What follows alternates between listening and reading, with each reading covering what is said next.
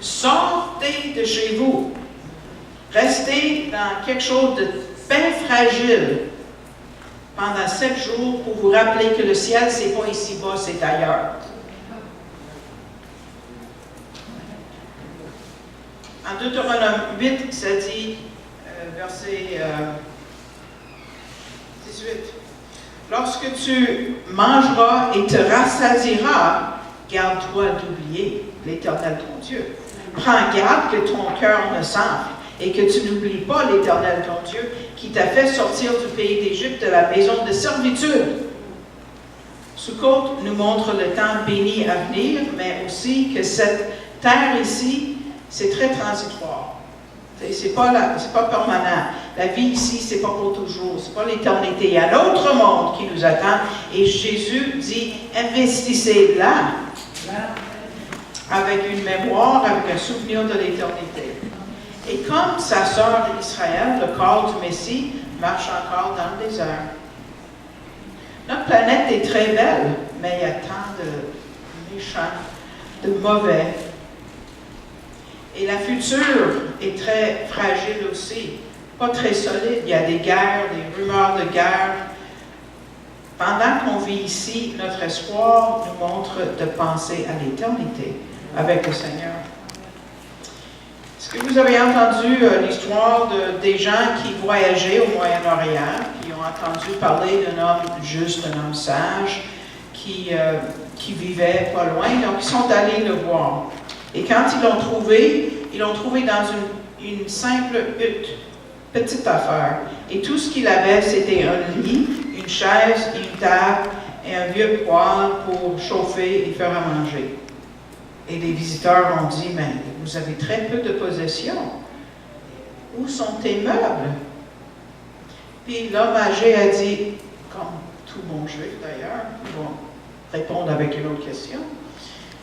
Mais où sont les vôtres, vos meubles? Mes meubles sont chez moi, je suis en visite, je ne les transporte pas avec moi, je voyage. Il dit, moi et tout.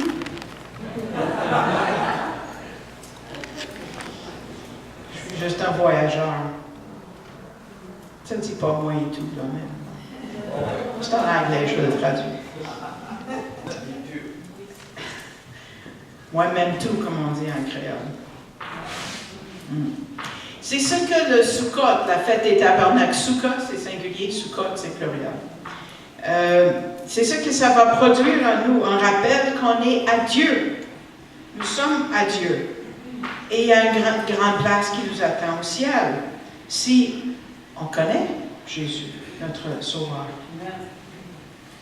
Qu'est-ce que les Juifs lisent dans la synagogue pendant les fêtes des tabernacles? Ils ont ajouté un 8e jour. Les Juifs veulent toujours être dans la parole de Dieu. Sommes-nous dans la parole de Dieu à tous les jours? Ils passent à travers les 5 premiers livres, la Torah, Genèse, Exode, Lévitique, Nombre, Deutéronome. Ils lisent une portion chaque semaine. Et puis quand ils finissent, ils arrivent à la toute fin de Deutéronome, qu'ils vont faire dans 8 jours précisément. Tout de suite, ils accompagnent les derniers versets de Deutéronome avec les premiers versets de Genèse pour recommencer leur lecture. Toujours. C'est pour ça qu'on appelle ce 8e jour Simchat Torah, qui veut dire réjouissance autour de la Torah, de la loi. Et ils mangent des, on dit ça en français, caramel apples, des pommes enrobées de caramel. Là. Moi, je voulais toujours aller à la synagogue pour voir ma pomme. Et ça leur amène au jardin d'Éden avec le fruit. Pas que c'était une pomme. Là. Mais ça nous fait penser à ce temps d'harmonie. Mais ils choisissent de lire aussi l'Ecclésiaste, Kohelet, en hébreu, parce que ça décrit à quel point ce monde ici-bas est fragile. Il y a des choses inutiles de courir après le vent. Donc, ils lisent Ecclésiaste et c'est ce qu'ils lisent dans leur soukha. C'est un des écrits, on va dire, le plus pessimiste de toute la Bible. Et ça commence avec les mots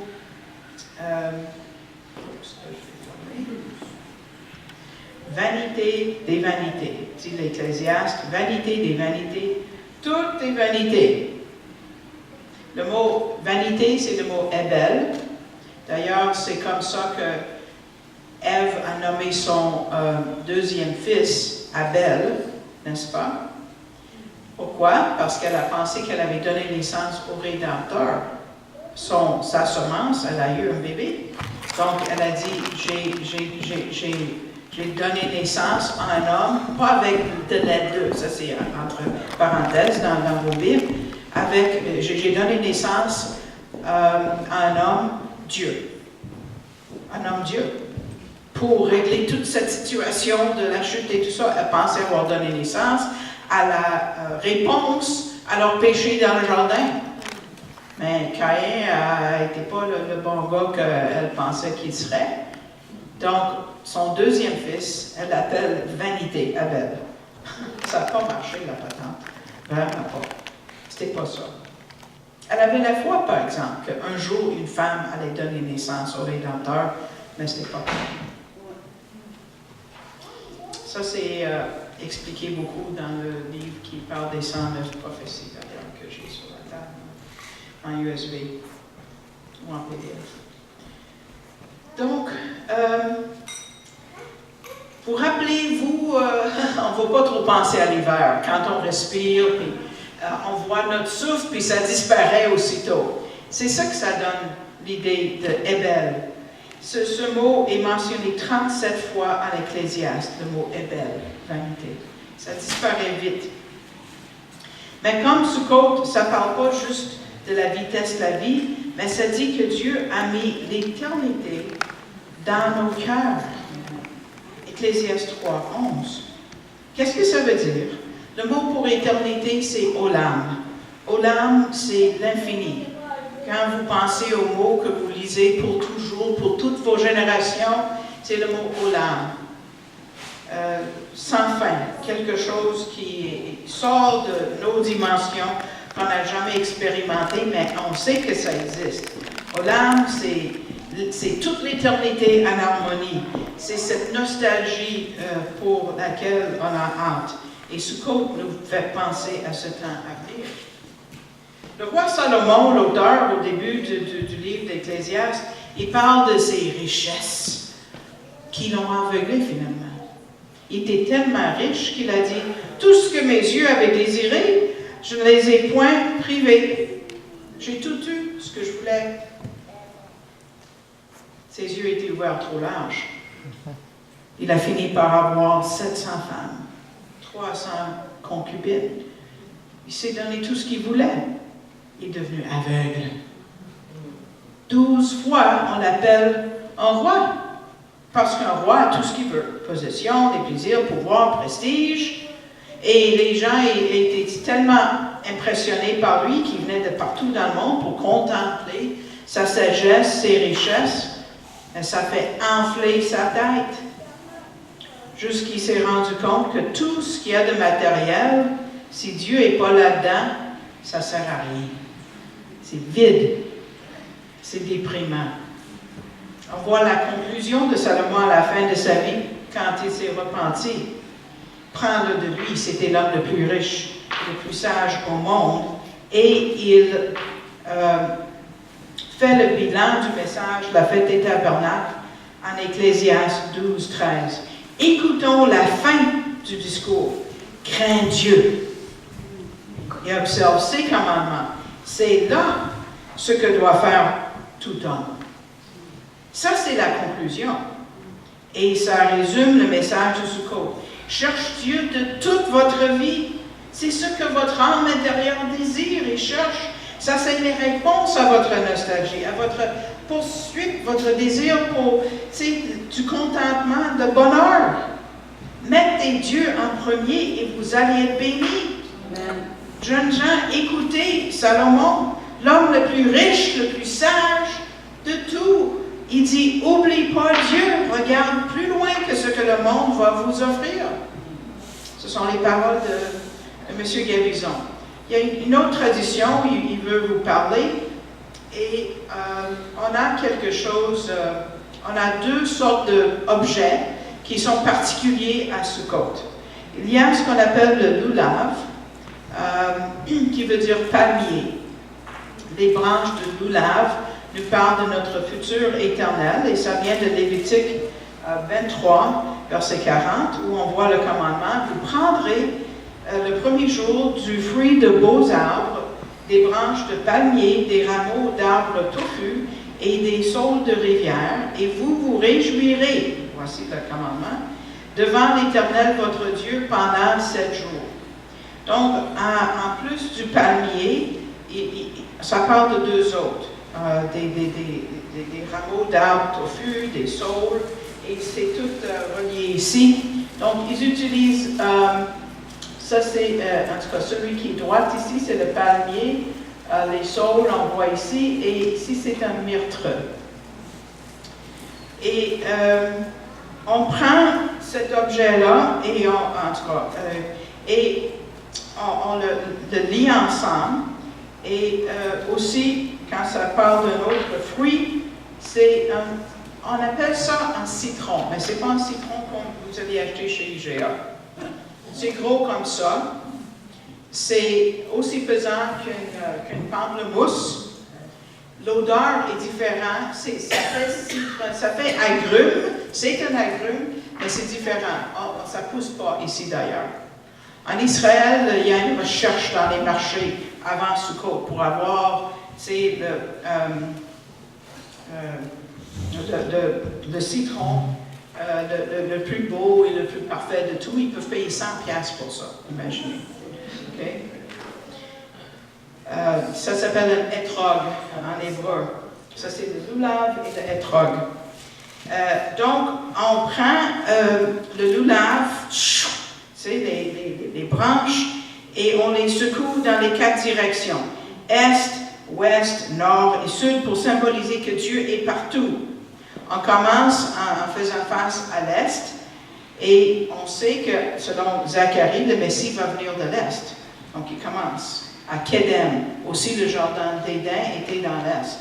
Okay, en Genèse 2, 14. Et ils disent avec ça que les temps messianiques viennent. Et le citron et ces branches de palmier, on les voit sur les pièces de monnaie dans le temps des Maccabées. Vous pouvez les voir. Parce que les Maccabées pensaient qu'ils allaient apporter une délivrance à Israël, et ça mènerait les temps messianiques. Donc, ils mettent les symboles du temps messianique dessus. Mais le Messie que eux, ils ont mis en avant, n'est pas venu pour mourir et ressusciter. Il n'était pas encore venu, d'ailleurs, Jésus. On voit le palmier dans le temple qui est décrit en Ézéchiel, au chapitre 40 à 48. C'est le 4e temple. Et on peut voir dans les images ici, si vous allez à YouTube et vous entrez temple, Ézéchiel en anglais, Ézéchiel 40, vous allez voir une vidéo de peut-être 10 minutes qui va passer à travers Ézéchiel 40.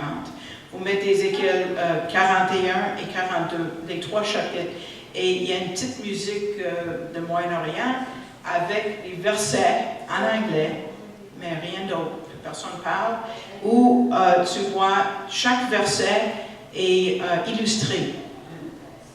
Donc, si vous voulez avoir une idée du temple que nous allons voir un jour, allez sur YouTube. Okay? Donc, ici, vous voyez des palmiers, parce qu'il y a des palmiers. Vous rappelez-vous, bon, il y a d'autres, ici, ça vient du vidéo que vous pouvez écouter.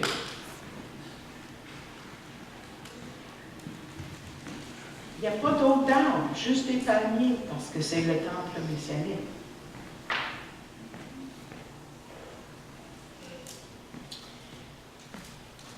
Vous rappelez-vous l'entrée triomphale, comme on l'appelle, en Jean 12? C'était la fête de la Pâque, la première fête. Mais eux, C'était 4 jours avant la crucifixion, mais il y avait quelque chose, la fête des tabernacles.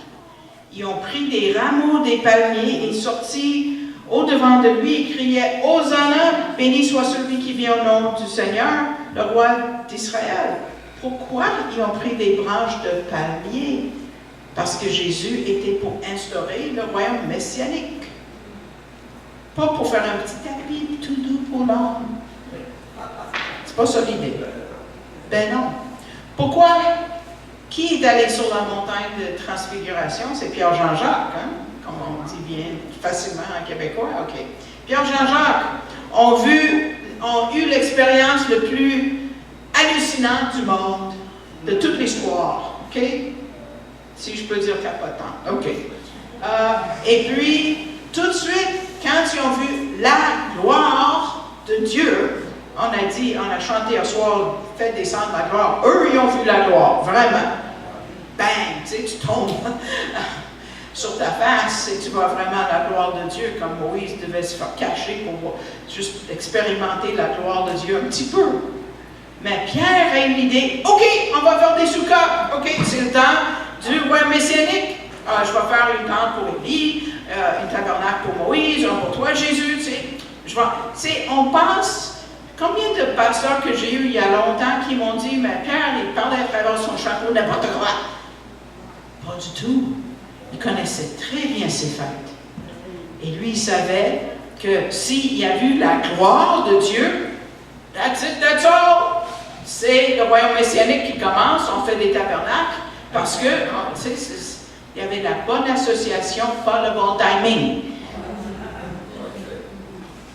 Tout comme les gens le jour de l'entrée triomphale. Jésus devait mourir. Vous avez vu tout l'étalage, toutes les fêtes que j'ai étalées devant vous, là. Il faut qu'il meure et ressuscite avant. Ça, c'est à la fin. Parce qu'on ne leur a pas enseigné que le roi d'Israël devait en premier mourir pour leurs péchés. En Apocalypse, nous voyons aussi des palmiers. En Apocalypse 7, le chapitre que j'ai mentionné pour ma sœur tantôt, quand j'ai parlé de comment on va entendre l'Évangile quand l'Église est partie. Oh, pardon, il y avait un diapo pour ça, avec les branches de palmier. À l'Apocalypse, ça dit après qu'il y a des martyrs qui se tiennent devant le trône et devant l'agneau. Ils attendent la fin de la guerre pour entrer dans les temps messianiques. Verset 9 de chapitre 7, « Après ces choses, je vis à voici une grande foule que personne ne pouvait dénombrer de toute nation, qui est la conséquence. » Parce que après ces choses, c'est cette partie-là du verset. Après ces choses, c'est la conséquence de ce qui précède, qui est la liste des 12 tribus, avec 12 000 chaque. Donc, comme conséquence de ces évangélistes-là, je vis ça. OK? Voilà. Une grande foule, OK, de toute nation et tribus et peuples et langues se tenant devant le trône et devant l'agneau, vêtus de longues robes blanches et ayant des palmes dans leurs mains. Des palmes. C'est pas juste des Juifs, ça, là. C'est de toute nation et tribu. Le doulave avec les branches, c'est un temps d'harmonie pour tous.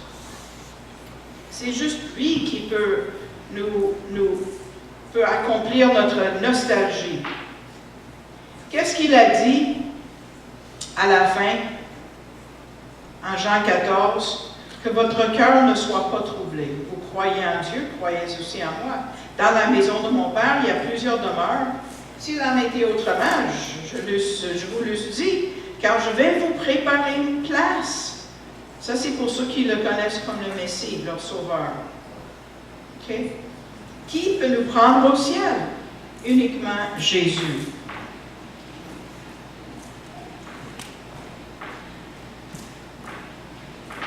Personne n'est monté au ciel si ce n'est celui qui est descendu du ciel, le Fils de l'homme qui est dans le ciel. Il y a juste lui qui peut nous prendre à la maison. Personne ne peut le faire. Tu vois, l'univers est impassable. Pense aux distances. Il y a juste Jésus qui peut amener un âme jusque-là.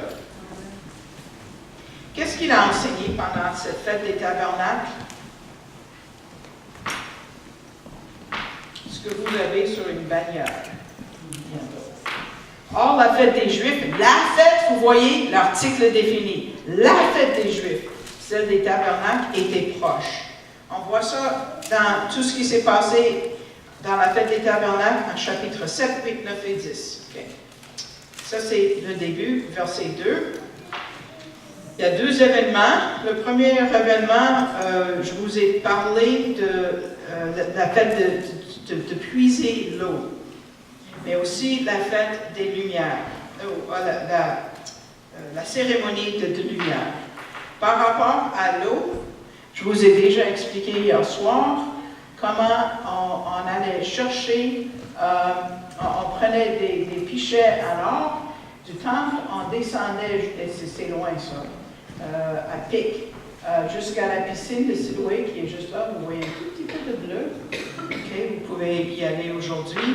Et puis, il y avait des sons de trompettes et puis des réjouissances. Ils chantaient, ils dansaient. Et puis, on coulait l'eau de là sur le côté du temple, sur l'autel. Et ils encerclaient l'autel avec beaucoup de musique. Puis, ils mettaient des saules sur l'autel pour nous faire penser au jardin d'Éden. Quand il y avait une rivière d'eau qui sortait d'Éden, comme Ézéchiel va aussi décrire le temps du futur. Et ils disaient ces mots-là. « S'il vous plaît, Seigneur, rachetez-nous.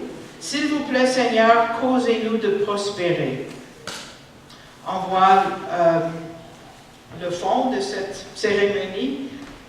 OK, vous voyez la rivière. OK.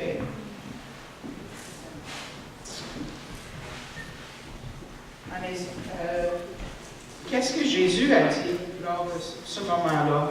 Ce que vous avez ici. Voilà. C'est à ces eaux que Jésus a fait référence. C'est une eau qui coule. Et ils disent en Ézéchiel que ces eaux-là vont guérir. Vont guérir les nations. Ça donne vie à tout ce que ça touchait. Je parle évidemment de cette rivière-là qui sort de l'est du temple et qui s'en va dans la mer morte. Ça va faire vivre des poissons dans la mer morte. Ça ne va plus être mort. Ça va être le plus vivant. Ça donne vie parce que ces eaux-là donnent vie. C'est une rivière de guérison. C'est ce que les Juifs avaient hâte de vivre. Et c'est pour ça qu'ils versaient de l'eau de la piscine de Siloé sur l'autel. Parce qu'ils pensaient à ça. Et c'est à ces eaux-là que Jésus a fait référence dans Jean 7. Tout être vivant qui se meut vivra partout où le torrent coulera. Et il y aura une grande quantité de poissons. Et car là où cette eau arrivera, les eaux deviendront saines et tout vivra partout où parviendra le torrent. Parce que nous avons soif. Pasteur a demandé ça ce matin. Avez-vous soif? C'est Jésus uniquement qui offre les eaux, qui dit « Venez, buvez ». C'est dans le texte que j'ai à lire. Hein? C'est exactement les paroles. Et aujourd'hui, on peut boire de cette bénédiction. Aujourd'hui. Maintenant, on va regarder brièvement la fête, la cérémonie de lumière. OK? Imaginez la flamme olympique. Okay? Je ne sais pas de quelle forme ça prenait à Montréal, je n'étais pas ici. Mais je me rappelle à Calgary, c'était énorme, mais c'est toujours énorme. Okay? Les Juifs avaient 4 chandeliers, mais c'est comme des poteaux très très hauts, 40 pieds de haut. Ça c'est peut-être je ne sais pas moi, 25 pieds de haut, là, à peu près, de toi ici, à peu près, 40 pieds de haut, et les jeunes hommes, et en haut de chaque poteau de 40 pieds, il y avait un baril d'huile. Et les jeunes hommes, en tout cas, montaient ces poteaux-là pour verser l'huile dans ces barils jusqu'à ce qu'ils soient pleins. Ensuite, ils prenaient les vieux vêtements du prêtre, frottés entre leurs mains pour faire des mèches. Et ils allumaient ces 4 chandeliers énormes. Et ça donnait une lumière qui illuminait chaque cour de chaque maison dans toute la ville de Jérusalem. Et des historiens qui ont vu ça ont dit, cette ville, on ne peut jamais cacher, c'est à la vue de tous parce que c'est en haut d'une montagne, c'est Jérusalem. Donc, vous voyez? Et encore là, c'était un temps de réjouissance. Et voici ce qui est écrit dans la Mishnah, c'est par rapport à la Soukha.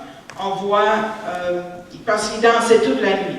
Tu sais, c'était vraiment un temps de fête énorme, avec un gros repas communautaire. Et c'était commandé, c'était ordonné de faire un repas communautaire. Donc, dans ce que je vous écris, j'ai demandé, est-ce qu'on va avoir un repas communautaire? Voilà. Oui. Biblique. Donc, ils ont fait des mèches et les ont utilisées pour allumer les bougeoirs. Il n'y avait pas de cour à Jérusalem qui n'était pas illuminé par la lumière de la place d'où on puisait l'eau des hommes pieux qui faisaient de bonnes œuvres, dansant devant des bougeoirs avec des torches allumées dans leurs mains pour chanter et pour louer. Et encore là, ils disent, il y a quelqu'un qui a écrit dans le Talmud, quelqu'un qui n'a pas vu ça n'a jamais vécu de la vraie joie de toute sa vie. Donc ça, c'est un genre de... On essaie d'imaginer de quoi ça avait l'air. Mais c'est quoi le but de tout ça? On essaie d'imaginer quand le Messie vient comme roi.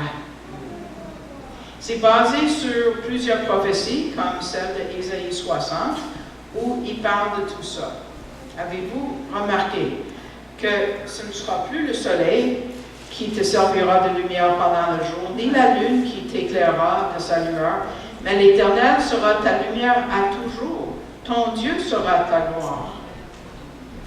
C'est comme ça que les Israélites essayaient de remplir leur sens de nostalgie, cette nostalgie d'un temps à venir. Jean dit la même chose quand il parle du ciel. Apocalypse 21, 23, la ville n'a besoin ni du soleil, ni de la lune pour l'éclairer, car la gloire de Dieu l'éclaire et l'agneau et son flambeau. Plus de nuit, la présence de Dieu va tout illuminer. Sukkot, ça montre ça. Donc, c'est pendant cette fête-là que Jésus dit quoi? Je suis la lumière du monde. Vous êtes paumés par les flammes, les 4 bougeoirs. Non. Moi, je suis la lumière du monde. C'est pendant cette fête-là qu'il le dit.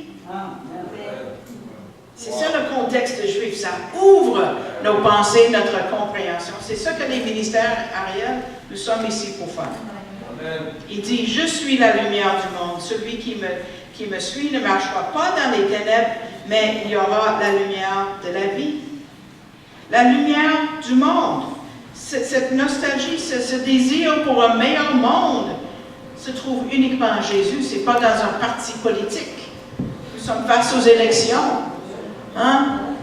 Le cœur doit être transformé par cette lumière, par cette eau. Hein?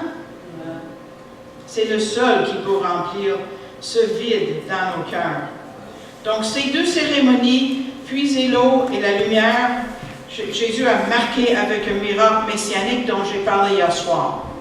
L'homme né aveugle, je ne vais pas répéter, mais comme j'ai déjà dit, mais je ne l'ai pas dit hier soir, mais il y avait des moments où on a déjà marqué, on a guéri quelqu'un qui n'est pas né aveugle, mais qui est devenu aveugle. Peut-être, je ne sais pas moi, le diabète, peut-être à cause de la rétine qui était détachée, un accident, il y a bien des raisons, même la malarie peut causer ça, l'aveuglement. Donc, il y a des gens qui ont déjà été guéris d'être aveugles, mais pas un aveugle né de naissance.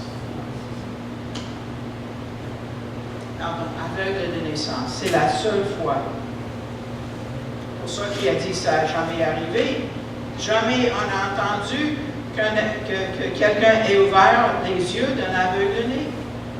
Et les croyants, nous, on peut dire la même chose pour notre salut, parce que chaque instance de salut représente le plus grand miracle possible. Donc, je ne vais pas retourner avec ce que j'ai enseigné hier. Je sais qu'il y a des personnes qui n'étaient pas ici, mais à cracher par terre, il a fait de la boue qui était interdite dans leurs écrits à eux. Et puis envoyer cet homme-là à la place où tout le monde était pour les fêtes, à la piscine de Siloé. Et Jésus a guéri l'homme spirituellement après. Cette piscine de Siloé, on en parle en Ésaïe 8, verset 6, où le Seigneur parle de cette eau comme un moyen de salut. Regarde comment il parle de la fête de Sukkot en Ésaïe 8, verset 6. Parce que ce peuple a méprisé les eaux de Siloé qui coulent doucement et qu'il s'est réjoui au sujet de Redzin. Je vais expliquer. Redzin est du fils de Remalia. Voici le Seigneur va montrer contre eux les puissantes et grandes eaux du fleuve. Donc, les eaux douces de Siloé sont contrastées avec un déluge qui est désigné pour les ennemis. Les Assyriens et les Babyloniens venaient détruire Jérusalem. Qui est doux et humble? C'est Jésus. On ne peut jamais trouver une personne plus douce et plus aimante que Jésus. L'offre est encore sur la table pour nous aujourd'hui. On voit dans cette section le discours du bon berger, comment il donne sa vie pour ses brebis, et il finit avec ces mots-là qu'il répète. Je suis, en Jean 10, 11 et 14, je suis le bon berger. Le bon berger donne sa vie pour ses brebis.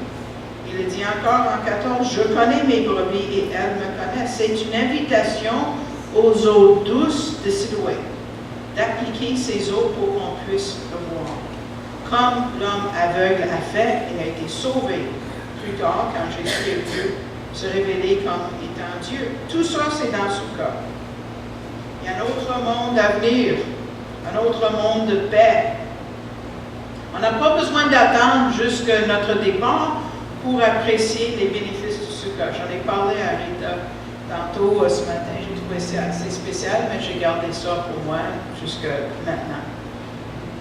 Parce qu'aujourd'hui, vous pouvez avoir votre Sukkot dans le Seigneur. Regardez le psaume 31 ici. Verset 19.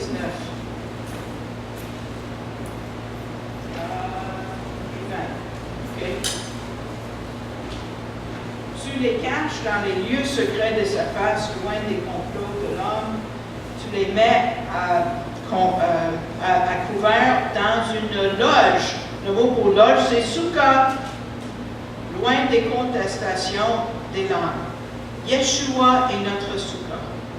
Notre Sukkot, c'est la place où on peut sortir du monde, nous asseoir, prier et avoir de la communion fraternelle avec Dieu.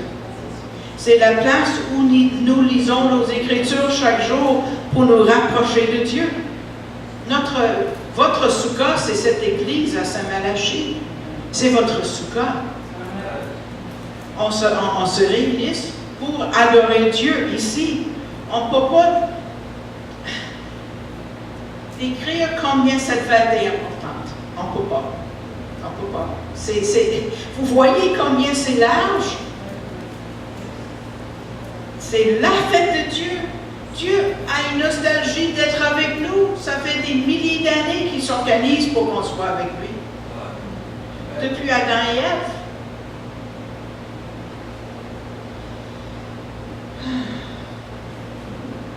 À la Pâque, le Messie meurt. À Sukkot, nous vivons avec lui. Une dernière chose, et une illustration, puis je termine. Comment est-ce que Salomon se sentait après avoir eu toutes ces grandes bénédictions du Seigneur? Il a tout gâché. Hein? Comment est-ce qu'un homme peut se sentir en sachant que son pays est un gâchis et ça va vers la ruine après lui, à cause de ses actions? S'il y a une chose qui manque dans le livre d'Ecclésiaste, c'est parce qu'il s'est rendu compte à quel point ses actes sont graves. Qu'est-ce qui manque dans le livre d'Ecclésiaste? C'est le nom par lequel Dieu garde ses alliances.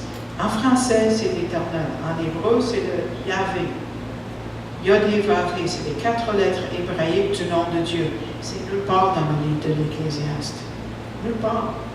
C'est presque dans tous les autres livres des Écritures hébraïques, c'est-à-dire l'Ancien Testament. En place, Salomon utilise un autre nom pour Dieu, Elohim, qui vient de 2 mots hébreux, c'est d'être fort et puissant, et aussi d'être frappé par la crainte. Peut-être qu'il ne se sentait pas capable de faire appel au Dieu qui garde l'alliance quand lui a brisé son côté, parce que lui est tombé si loin. Peut-être comme Pierre, qui a nié Yeshua 3 fois. Jésus est retourné les réconforter et demander, est-ce que tu m'aimes? Avec agapé, puis lui a dit, je peux te philéo, je peux t'aimer comme un frère, un amour moindre. Mais et Salomon et Pierre avaient quand même de l'agapé dans leur cœur pour Dieu, comme l'histoire nous témoigne. Et aussi notre grand Dieu aussi les aimait, les deux. Ça dit en 2 Samuel 12, 24 que quand Salomon est né, le Seigneur l'aimait. Mais Dieu savait qu'il allait tomber. Il savait que Salomon allait demander la sagesse et Dieu allait lui donner toutes les richesses et Dieu allait poursuivre tout ce que ses yeux désiraient, qu'il allait tomber. Mais à sa naissance, quand même, Dieu a dit, je l'aimais. Le Seigneur l'aimait. Parce qu'il savait qu'il allait remonter. Son nom est mentionné 275 fois dans la Bible, Salomon, même s'il a chuté. Tu dis le nom de quelqu'un parce que c'est un être cher. Plus tu dis le nom de quelqu'un, plus la personne est chère pour toi. Tu ne dis pas le nom de quelqu'un que tu cries après. Dieu nous voit comment nous allons être quand nous allons être réformés, changés et rendus justes dans le Fils. Si Salomon n'était jamais tombé, on n'aurait pas le livre de l'Ecclésiaste. Je termine avec cette illustration.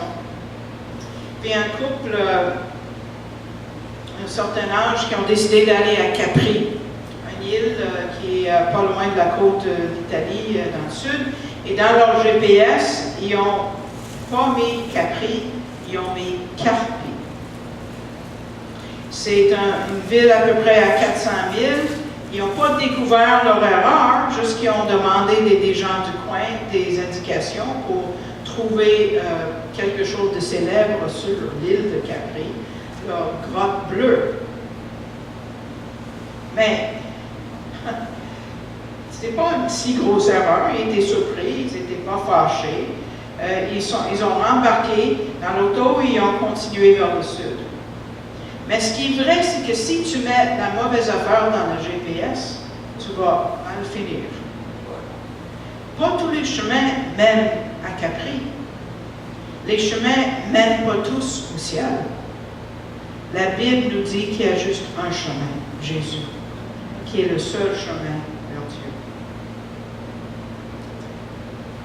Donc, ça prend fin de l'enseignement de M. Gabizon. Si vous l'avez apprécié, je vais vous donner maintenant les moyens pour entendre d'autres. Donc, les ministères Ariel, comme je viens de dire, sont dans plusieurs pays. On est en Australie, en Nouvelle-Zélande, Allemagne, Israël, les États-Unis, l'Inde et la Chine. Je ne sais pas si j'ai tout nommé, mais en tout cas, beaucoup de places. En Hongrie.